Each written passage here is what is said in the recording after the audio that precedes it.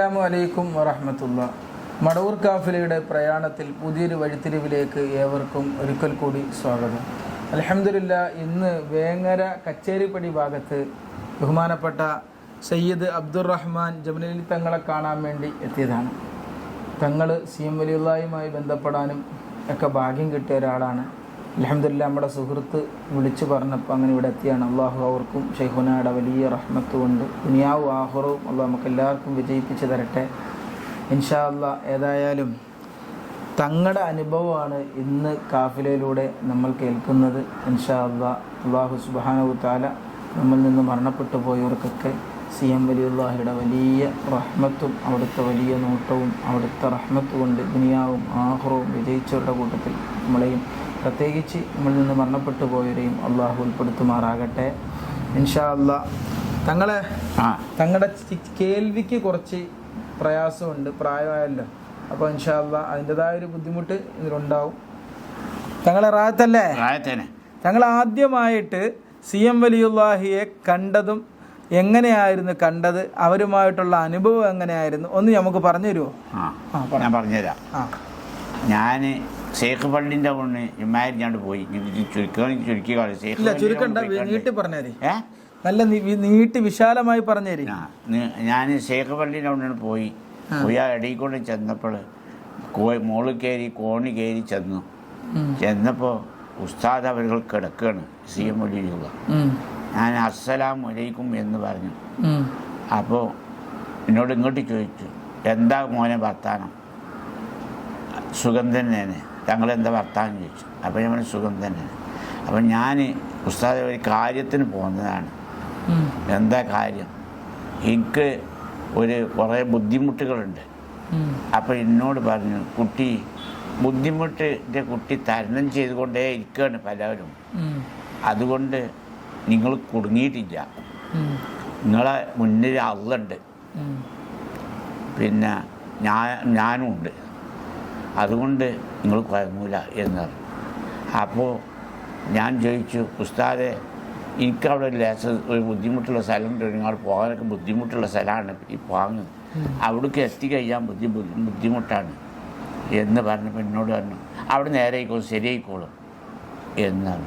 അപ്പം ഞാൻ പറഞ്ഞു, പിന്നെ ഉസ്താദെ. അപ്പം എന്നോട് ഇത് പറഞ്ഞുകാണ്ട് അങ്ങോട്ട് മരുന്നാണ്ട് കിടന്നു. അങ്ങേ ഭാഗത്ത് കിടന്നിട്ട് കുറച്ച് കഴിഞ്ഞ സൗണ്ട് ഇങ്ങോട്ട് തിരിഞ്ഞത് കണ്ടാൽ കുട്ടി അള്ളാഹു റാഹത്തും സന്തോഷവും ആക്കിത്തരും, അള്ള നിങ്ങളൊപ്പമുണ്ട് എന്നാണ്. അപ്പോൾ ഞാൻ പറഞ്ഞു, ഉസ്താദെ ഞാൻ പോട്ടെ.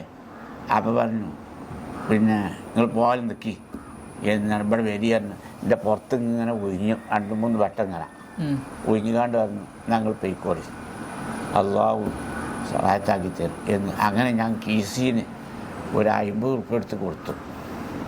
അത് എടുത്തിട്ട് അതിങ്ങനെ കുറേ ഇങ്ങനെ പിന്നെ ജനാലിൻ്റെ നേരെ ഇങ്ങനെ പിടിച്ചിട്ട് അങ്ങോട്ടും ഇങ്ങോട്ടും ഒരു 10-15 വട്ടം ഇങ്ങനെ തിരിച്ചു കണ്ട് പറഞ്ഞു, ഇങ്ങോട്ട് തന്നു, വേറെ തരണം എന്നറിഞ്ഞു.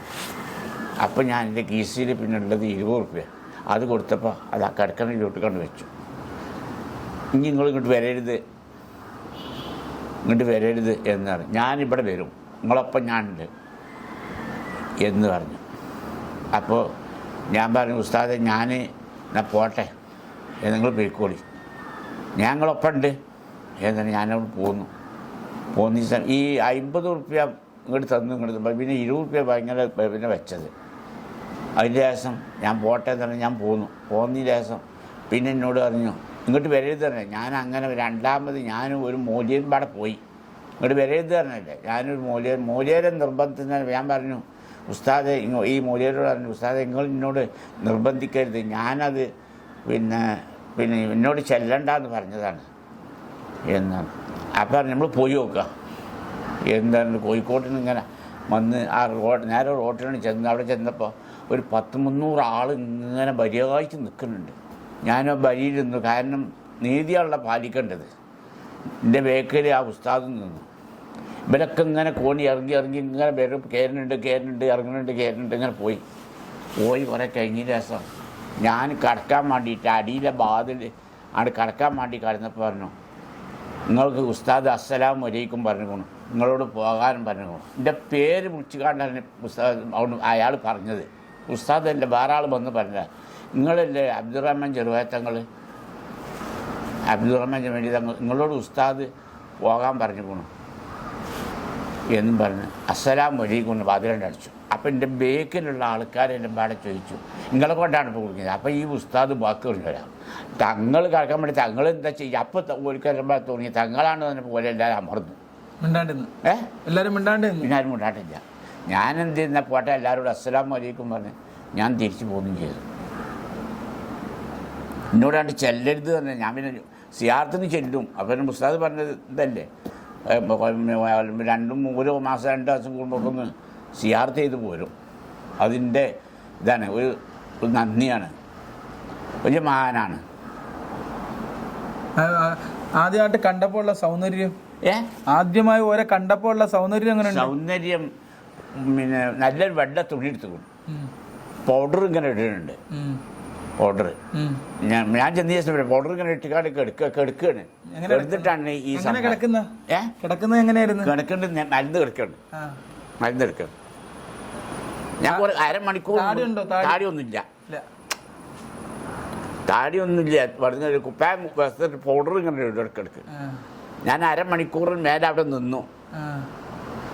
അപ്പം ആ മൂപ്പം പിന്നെ അവിടെ ഞാൻ വിളിച്ചിട്ടുണ്ട്. ഇങ്ങോട്ട് വരിക ആൾക്ക് ഇങ്ങോട്ട്. ഞാൻ പറഞ്ഞു ഉസ്താദിൻ്റെ വിടാൻ ഞാൻ എന്താ ചെയ്യുക എന്ന് പറഞ്ഞ ഓനോട് ഞാൻ ഇറങ്ങി പോകുകയും ചെയ്തു. ഓനെ കായിട്ടണം മൂപ്പന്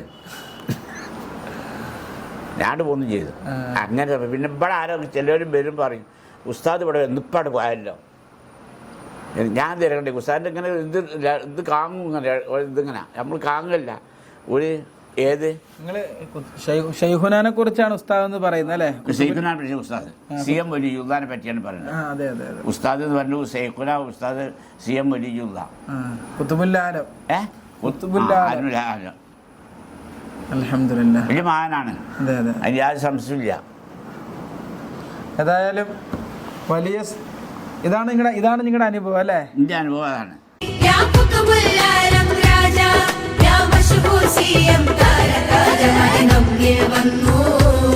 മലബോധം തന്നു മദിനമ്മിൽ വന്നു.